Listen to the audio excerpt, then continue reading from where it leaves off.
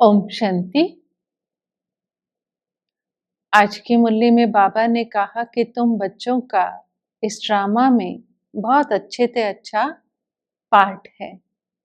कैसे? बाबा ने कहा इस समय तुम बाप के बने हो, स्वयं भगवान टीचर बनकर तुम्हें इतनी ऊंच पढ़ाई पढ़ा रहे हैं। फिर बाबा ने कहा स्वयं विश्व का मालिक तुम्हारा मेहमान बनकर आया है, कितने भाग्यशाली हो।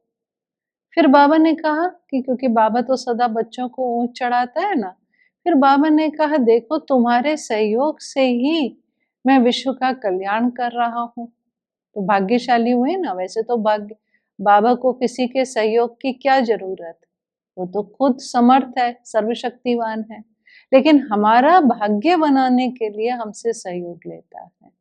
तो भगवान ने अगर हमें चुना है और हमारा तन मन धन से सहयोग ले रहा है, तो एक्चुअल में वो किस लिए ले रहा है? हमारा भाग्य बनाने के लिए।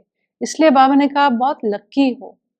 फिर बाबा ने कहा इस समय ही तुम आत्माओं के अंदर में ताकत भी बढ़ता हूँ, जो फिर 21 जन्म तक वो ताकत से हम राजाई करेंगे, है ना। तो ये भी बाबा ने कहा। फिर बाबा ने कहा देखो मैं आया हूँ तुम बच्चों को ले जाने के लिए। तो बाबा ने कहा क्यों ले जाने आया हूँ? क्योंकि ये दुनिया बहुत छीछी हो गई है और तुम आत्माएं भी बहुत छीछी हो गई हो। फिर बाबा ने कहा तुम्ही ने तो पुकारा था हे पतित पावन आओ, तो तुम्हारे निमंत्रण पर ही मैं आया हूँ तुम्हें ले जाने के लिए। फिर बाबा ने कहा देखो दुनिया में बहुत से प्लान्स बनाते हैं, सरकार के भी प्लान्स होते हैं, फिर बाबा का भी प्लान है ना। बाबा ने कहा क्या प्लान है मेरा? कि जो मेरे बच्चे इस दुख धाम में दुखी हैं, इस वेश्यालय में, तो बाबा ने कहा बाप आया है तुमको इस वेश्यालय से शिवालय में ले जाने के लिए। फिर बाबा ने कहा शिवालय भी होते हैं दो, एक है निराकारी दुनिया, है ना, वो शिवालय है, और दूसरा है साकारी दुनिया जिसको सुखधाम सत्युग कहते हैं, वो है शिवालय। फिर बाबा ने कहा बच्चों को निश्चय तो होता है ना कि बाबा आया है ले जाने के लिए। इसके बाद बाबा ने कहा बाबा जो हमें ज्ञान देता है ना, तो इस ये ज्ञान से आत्मा भरपूर हो जाती है। फिर क्या होता है? 84 जन्म लेते लेते ये ज्ञान खाली हो जाता है। फिर बाबा फिर से आते हैं हमको ज्ञान से भरपूर करने के लिए। तो बाबा ने कहा तुम चक्र लगाते हो, सतयुग, त्रेता, द्वापर, कलयुग। फिर बाबा ने कहा कि संगम युग आता है, स्वीट संगम युग कहा बाबा ने। और बाबा ने कहा शांति धाम स्वीट नहीं है, ये पुरुषोत्तम संगम युग जो है वो स्वीट है। फिर बाबा ने कहा देखो बाप आया है तुम्हें वर्षा देने, बाबा पढ़ाते हैं, वर्षा देते हैं। तो बाबा ने कहा देखो इसमें कोई मेहनत तो है नहीं, है ना, कमाई में मेहनत करनी पड़ती है, वर्षा तो हक होता है, तो अपना हक लेने में तो कोई मेहनत नहीं है। जैसे बाबा कहते हैं ना बस मेरा बाबा कहा और वर्षे के अधिकारी बन गए, तो वर्षा लेने में कोई मेहनत नहीं है। एक्चुअल में अभी जो हम मेहनत कर रहे हैं उस वर्षे में ऊंच पद पाने के लिए हम मेहनत कर रहे हैं। बाकी तो बाबा कहता है तुमने मेरा बाबा कहा और वर्षे के हकदार बन गए। फिर बाबा ने कहा कि जैसे बाबा ने कहा ना तुम लकी हो, तुमको भगवान पढ़ाते हैं, तो बाबा ने कहा इस पढ़ाई से तुम्हें क्या मिलता है? तो बाबा ने कहा इस पढ़ाई से तुम्हें मिलती है ताकत। जैसे बाबा कहते हैं ना रिलीजन इज माइट कहा जाता है, तो बाबा ने कहा तुम्हें ताकत क्या मिलती है? विश्व में शांति स्थापन करने की ताकत मिलती है। फिर बाबा ने कहा देखो देवी देवता धर्म जो स्थापन होता है, रिलीजन इज माइट, तो कौन से रिलीजन में माइट है? देवी देवता धर्म में। तो बाबा ने कहा उस धर्म में जब तुम देवी देवता बनकर राज्य करोगे तो तुम्हारे राज्य को कोई छीन नहीं सकता है। लेकिन बाबा ने कहा ये ताकत मिलती कैसे है? तो बाबा ने कहा वो वर्तमान समय जब हम अपने आप को आत्मा समझकर बाबा को याद करते हैं, तो याद से हमारे अंदर ताकत भरती चली जाती है। क्योंकि बाबा कौन है? बाबा ने कहा बाप है सर्वशक्तिवान, तो बाबा की याद से ही हमारे अंदर ताकत आती है। फिर बाबा ने कहा कि देखो आत्मा कितनी छोटी है, और शिव बाबा भी, बाबा ने कहा बाप भी परमात्मा है अर्थात आत्मा है। फिर बाबा ने कहा देखो उसमें रिकॉर्ड कितना भरा हुआ है ना, जो भी रिकॉर्ड है, बाबा कहते हैं मेरे अंदर भी रिकॉर्ड भरा हुआ है, मैं भी जैसे बाबा ने कहता कि संगम युग पर अपने समय पर आता हूँ, रिकॉर्ड भरा हुआ है, अपना पाठ बजाता हूँ। फिर बाबा ने कहा कि देखो तुम अभी ज्ञान सुन रहे हो, फिर जब सतयुग में जाओगे तो ये सब बातें तुम वहां भूल जाओगे। वहां तो तुम्हारी सुख की प्रारब्ध है, लेकिन तुम्हें वहां ये नहीं पता होगा कि अगले जन्म में अर्थात संगम युग पर हमने क्या पुरुषार्थ किया जिससे हमें ये सुख मिला। लेकिन बाबा ने कहा कि ये वंडर है कि इतनी छोटी सी आत्मा में कितना रिकॉर्ड भरा हुआ है। फिर उसके बाद बाबा ने काल की बात कही, कहते हैं ना इसको काल ने खा लिया, तो बाबा ने कहा काल कुछ होता नहीं, लेकिन हाँ बाबा ने गर्भ जेल की बात करी कि जब आत्मा शरीर छोड़ती है और गर्भ में जाती है तो वहां उसको साक्षात्कार होता है अर्थात फील होता है ना, माना दुख की फीलिंग होती है जो उसको गर्भ में होती है।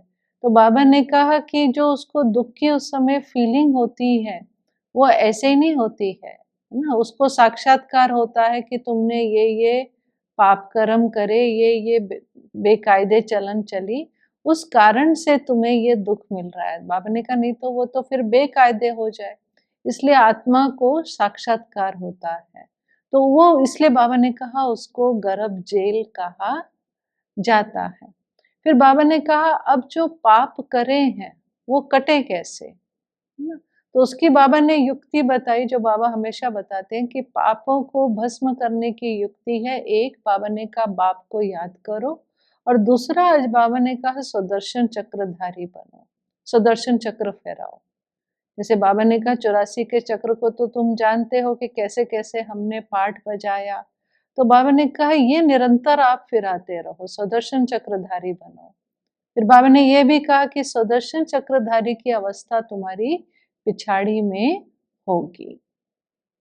फिर उसके बाद बाबा ने भक्ति की यात्राओं और भक्ति के स्नान की बात करी। बाबा ने कहा भक्ति मार्ग में भी देखो तुमने कितनी यात्राएं करी, और यात्राएं करने के बाद क्या कहा कि चारों तरफ लगाए फेरे फिर भी हरदम दूर रहे, यात्राओं पे गए, स्नान आदि किया। लेकिन बाबा ने कहा वर्तमान समय जो बाबा ने हमको यात्रा सिखलाई है, ये यात्रा हमें सभी यात्राओं से छुड़ा देती है। तो बाबा ने कहा ये यात्रा तो बड़ी सहज है ना, इसमें तो कोई मेहनत नहीं है, इस यात्रा में क्या करना है, सिर्फ चक्र को फिराना है, यही तो यात्रा है। फिर बाबा ने कहा देखो तुम्हें सुदर्शन चक्रधारी बनना है और याद की यात्रा में रहना है, बाबा को याद करना है, तभी तुम्हारे पाप कटेंगे, ये बात भूलना नहीं, इसको अच्छे से नोट कर लो। फिर बाबा ने कहा कि तुमको मेरी मत पर जरूर चलना है, और बाबा की मत क्या है कि बाबा को याद करो और पवित्र बनो।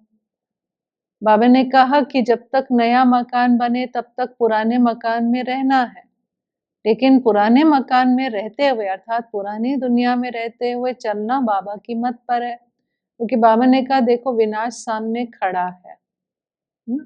तो इसीलिए बाबा हमको रोज रोज ये बात कहता है। बाबा ने कहा अगर सजाओं से छूटना चाहते हो और चाहते हो कि भविष्य में आपको ऊंच पद मिले, तो बाप को याद करो और सुदर्शन चक्रधारी बनो।